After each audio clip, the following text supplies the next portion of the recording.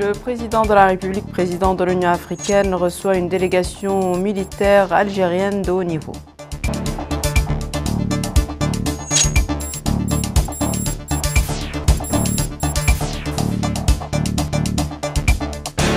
L'Assemblée nationale organise un séminaire régional de coopération interparlementaire sur les changements climatiques.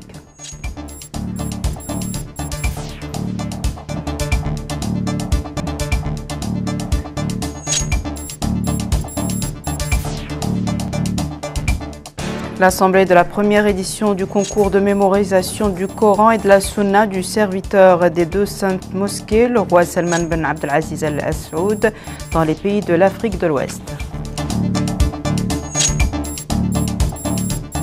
Bonsoir mesdames, mesdemoiselles et messieurs, et merci de vous joindre à nous. Comme annoncé dans les titres, le président de la République, président en exercice de l'Union africaine, a reçu ce mardi après-midi une délégation militaire algérienne de haut niveau conduite par le chef d'état-major de l'armée nationale populaire algérienne, le général d'armée Saïd Chankriha.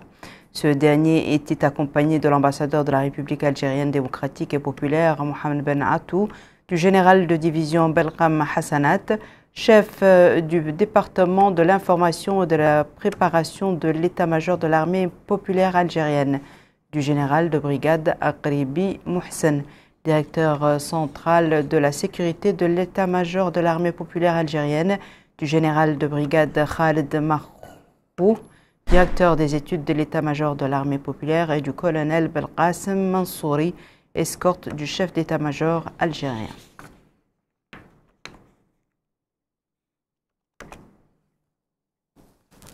Autre audience, celle que le président de l'Assemblée nationale, Mohamed Bombo Maguette, a accordée aujourd'hui à l'ambassadeur de la République fédérale d'Allemagne dans notre pays. Les deux responsables ont discuté des relations d'amitié entre les deux pays et les moyens d'impulser la coopération bilatérale.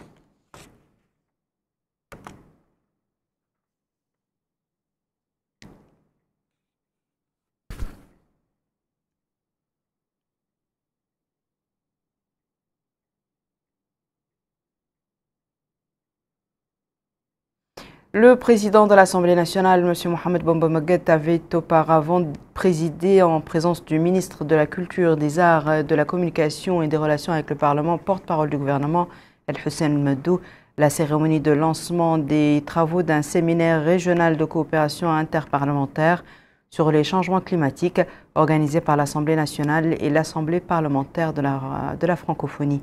Bokar Baylaban nous en dit plus sur le programme et les objectifs de ce séminaire. L'objectif de l'atelier est de faciliter l'accès au financement dans les domaines de l'environnement et de la lutte contre le changement climatique et soutenir la résilience des populations de la région du Sahel et des pays voisins.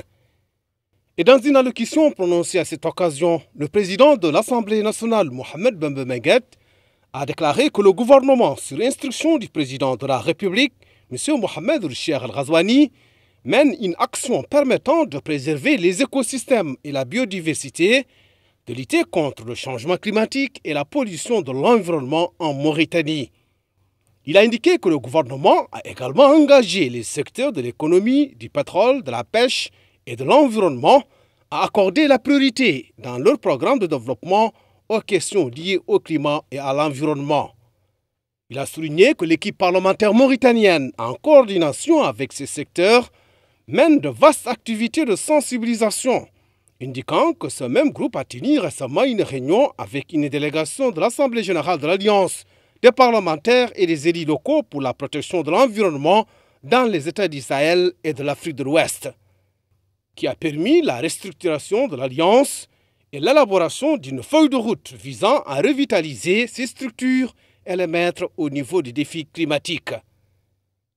Le président de l'Assemblée nationale a rappelé les défis auxquels sont confrontés les pays du Sahel, remerciant l'Organisation internationale de la francophonie et l'Assemblée parlementaire de la francophonie pour leur contribution active à l'organisation de cette rencontre.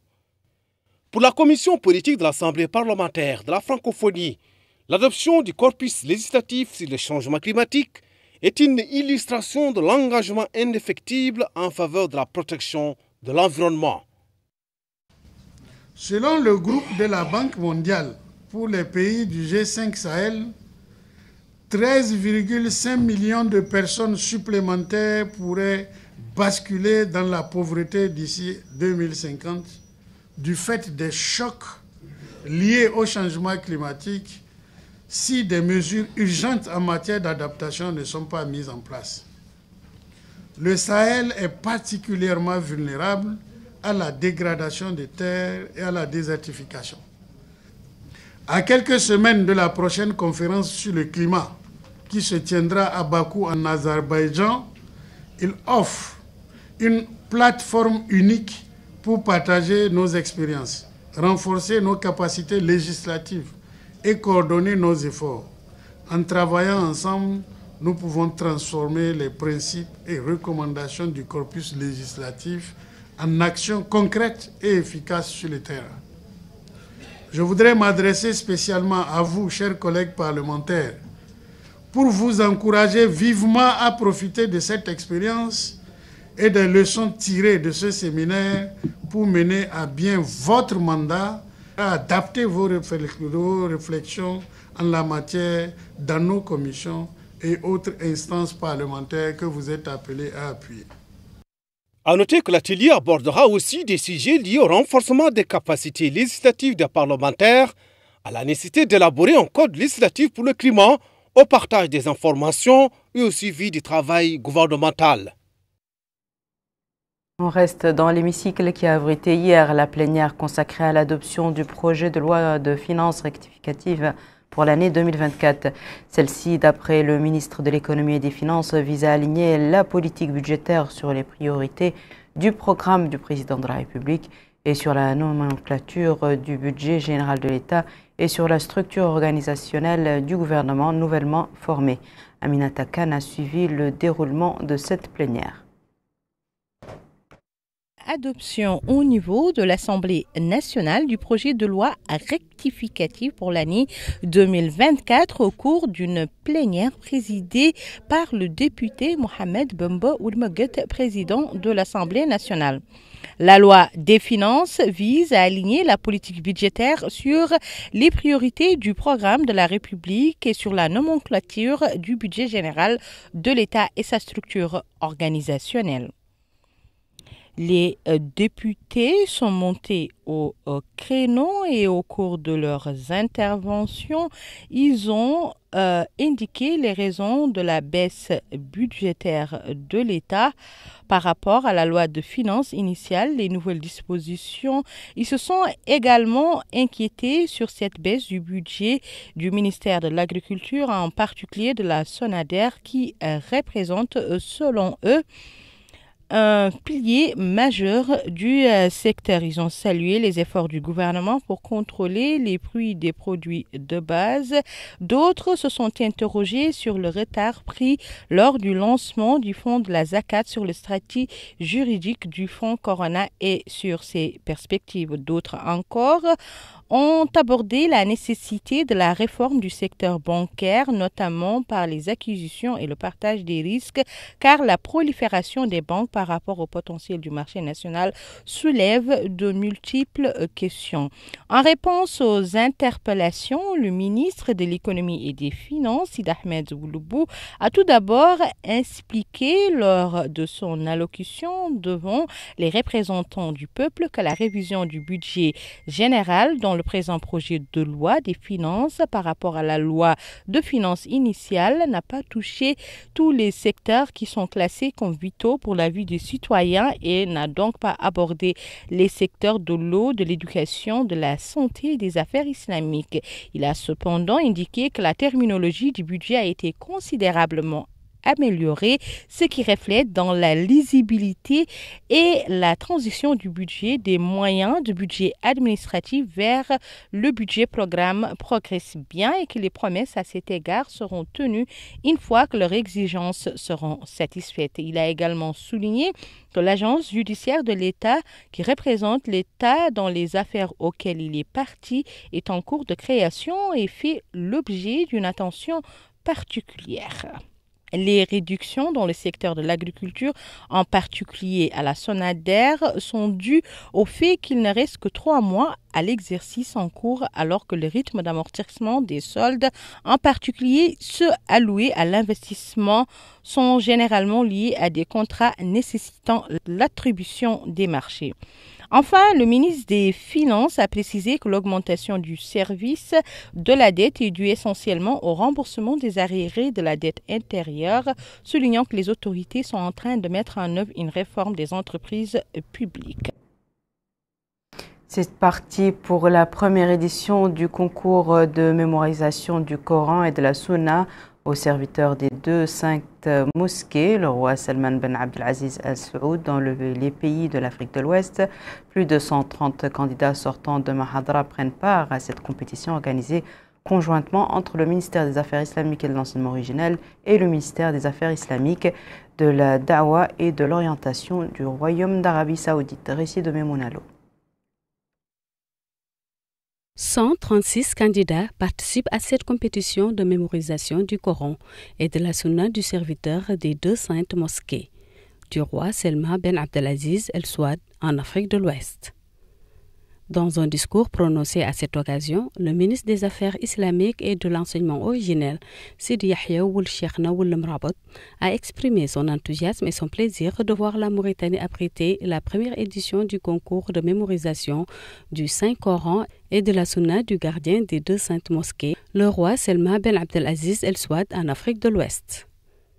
Il indique que ce concours s'inscrit dans le cadre de la vision rationnelle des dirigeants des deux pays frères, Son Excellence le Président de la République, M. Mohamed Ould Cheikh Al-Qazouani, et le gardien des deux saintes mosquées, le roi Salman Ben Abdelaziz El Souad, et son prince héritier Mohamed Ben Salman Ben Abdelaziz, et de leur souci constant de diffuser la science et le savoir parmi les fils de la nation islamique dans les pays de l'Afrique de l'Ouest et dans le monde arabe et islamique, en particulier et dans le domaine du Saint-Coran et de la Sunna du prophète, paix et salut sur lui. De son côté, son Excellence l'ambassadeur du Royaume d'Arabie Saoudite auprès de notre pays, Abdelaziz Ben Abdullah El-Raqabi, a déclaré que le choix de la Mauritanie pour abriter cette grande compétition internationale est une incarnation des relations fraternelles profondément enracinées entre les deux peuples frères. Il a souligné que le Royaume d'Arabie Saoudite tient à ce que cette compétition soit basée sur les normes les plus élevées pour garantir la justice et la transparence. Vouheid Rouès, détaché à l'ambassade du Royaume d'Arabie Saoudite, et le secrétaire général du Conseil des oulémas mauritaniens, Cheikh Ould Saleh, ont abondé dans le même sens, mettant en relief l'importance de cette rencontre pour la Oumma islamique. On prit part à ce lancement des diplomates des pays islamiques, accrédités dans notre pays, un certain nombre d'imams et érudits mauritaniens. Le ministre de l'Agriculture et de la Souveraineté alimentaire, M. Momo El Boibat, a réuni ce jour autour de lui les représentants des sociétés ayant des contrats avec son département. L'occasion pour lui de leur faire savoir que les retards dans l'exécution des travaux ne sont plus acceptables, avant d'ajouter que des directives strictes ont été mises à cet égard et que toute société qui ne remplit pas ses obligations envers le ministère sera soumise à des mesures juridiques strictes. Le ministre a appelé les employeurs et les propriétaires d'entreprises privées à prendre toutes les mesures nécessaires pour éviter de telles actions. Le président de l'Union nationale du patronat mauritanien, Mohamed Zein El Abidine Cheikh Ahmed, présent à la rencontre, a appelé à la mise en œuvre rapide des projets contractés avec l'État, soulignant qu'à travers l'histoire, les pays n'ont été construits que par les efforts conjugués de leur population. L'actualité marquée également ce mardi par l'ouverture d'un atelier national pour la formation des jeunes entrepreneurs organisé par le ministère de l'Autonomisation de la Jeunesse, de l'Emploi, des Sports et de l'Action civique en collaboration avec la CONFES, en clair, la conférence des ministres de la jeunesse et des sports des pays francophones. Le département et son partenaire visent à travers cette formation à doter des mentors venus de différentes mouratas du pays des informations nécessaires pour accompagner et encadrer les nouvelles entreprises des jeunes. C'est un compte rendu de Mohamed Khattab. C'est une formation de 5 jours qui profite à une quarantaine d'encadreurs venus de toutes les wilayas du pays sur les outils du programme de promotion de l'entrepreneuriat des jeunes. L'occasion pour le secrétaire général du ministère de l'autonomisation des jeunes, de l'emploi, des sports et du service civique, M. El Haj Al Khatri, de rappeler que la jeunesse constitue une priorité centrale dans le programme de son Excellence le Président de la République, M. Mohamed Ould Cheikh Al Qazouani, ajoutant que le gouvernement s'attelle à mettre en œuvre des politiques et des programmes visant à autonomiser les jeunes dans les domaines de l'éducation, de la formation, de l'emploi et de la participation politique et civile. Il a souligné que cet atelier permettra des présentations d'outils méthodologiques simplifiés qui visent, dans leur intégralité, à présenter les meilleures pratiques suivies dans le domaine de la création et de la gestion des entreprises de jeunesse. Le secrétaire général a, par la même occasion, remercié la conférence des ministres de la jeunesse des sports dans les pays francophones pour le soutien technique et financier qu'elle apporte aux activités des jeunes et du sport dans les États membres. De son côté, le directeur des programmes de jeunesse au niveau de la CONFEJES, M. Djagan Dongo Orbe, a fait remarquer. Le programme de promotion de l'entrepreneuriat des jeunes, comme je viens de le dire, c'est un programme phare. Nous formons d'abord à travers nos États et gouvernements membres qui sont 52 États, à former les coordonnateurs. Après, les coordonnateurs forment les encadreurs qui à leur tour forment également les jeunes à l'esprit d'entreprise. Et l'objectif cette année pour ces différentes formations, il s'avère que, et nous avons également constaté que dans nos différents États et gouvernements membres, nous avons les points focaux. Mais dans les provinces, c'est un peu difficile qu'il y ait un relais d'information. Raison pour laquelle nous avons décidé de former un nombre important d'ex-encadreurs dans les pays qui auront la responsabilité d'accompagner les jeunes dans la mise en œuvre de leurs projets d'entreprise.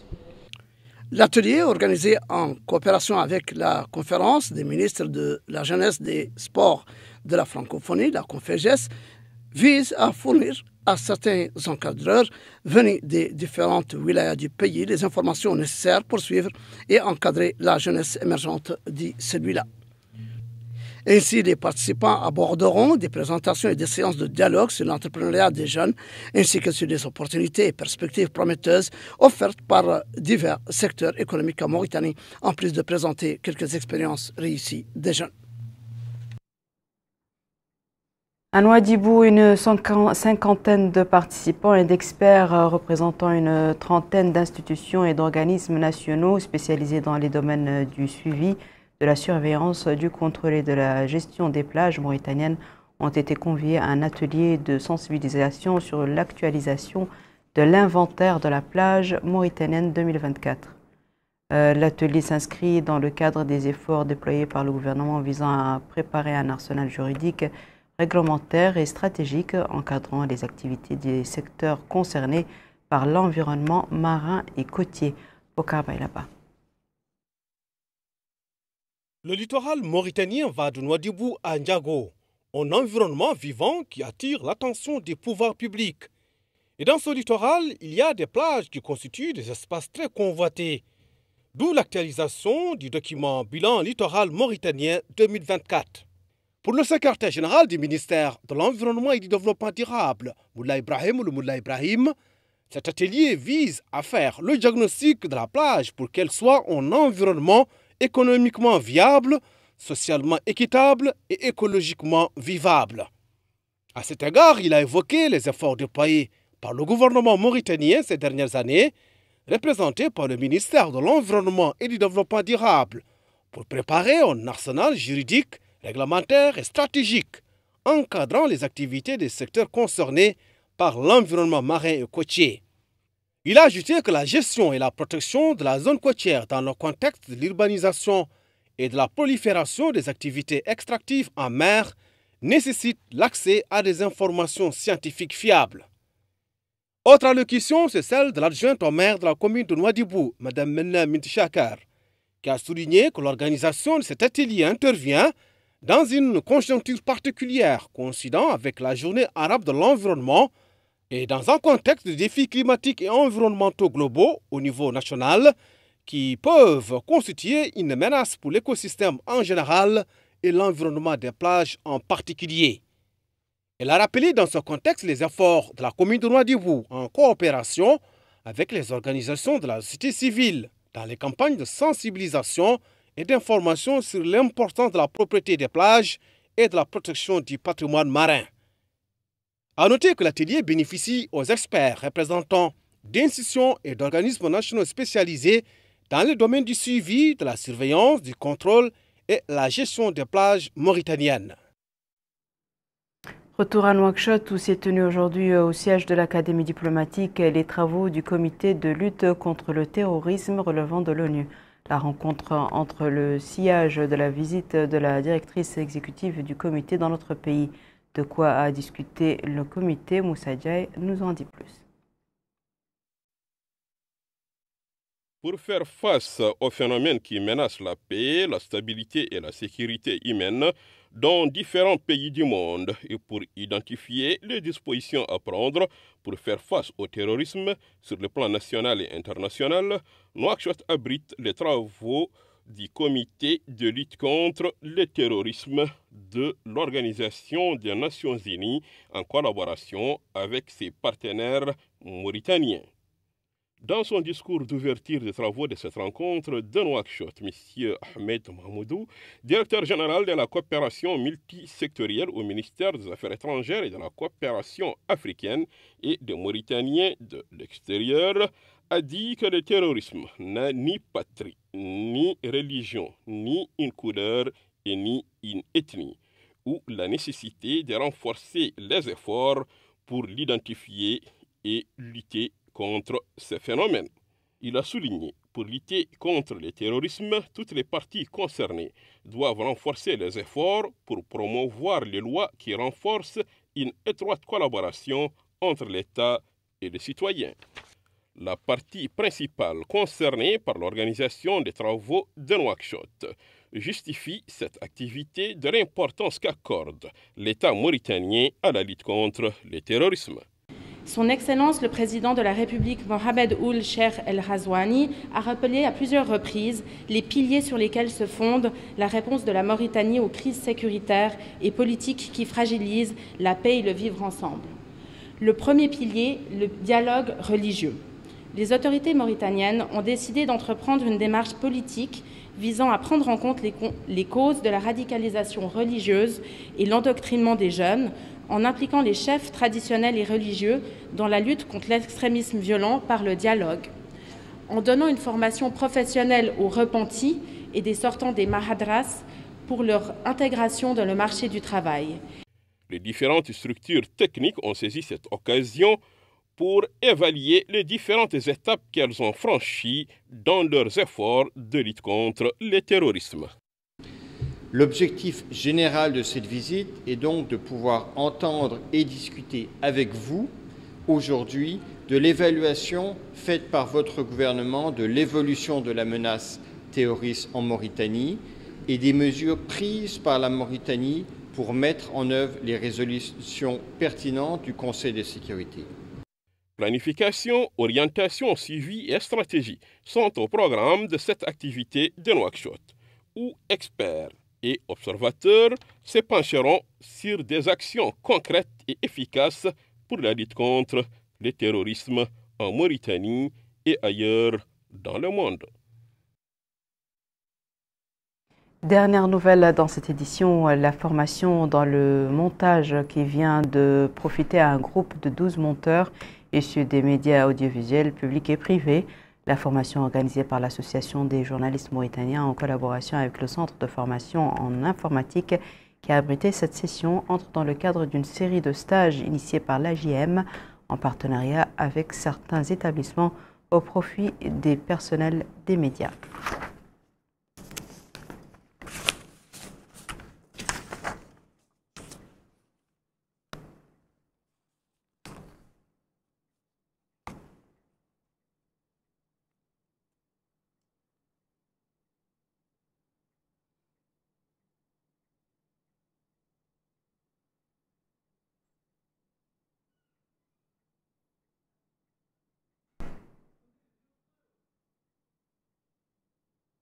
Voici à présent, mesdames et messieurs, le rappel des titres.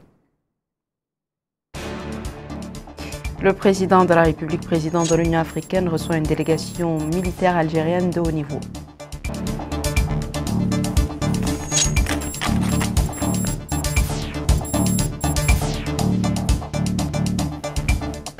L'Assemblée nationale organise un séminaire régional de coopération interparlementaire sur les changements climatiques.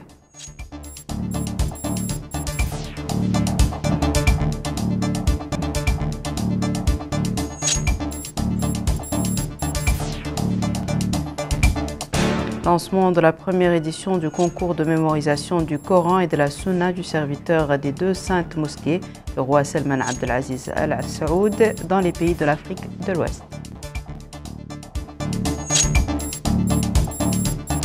C'est la fin de ce journal, mesdames et messieurs. Merci de nous avoir suivis, merci de votre fidélité et je vous souhaite une excellente suite de programme sur le Mauritanie.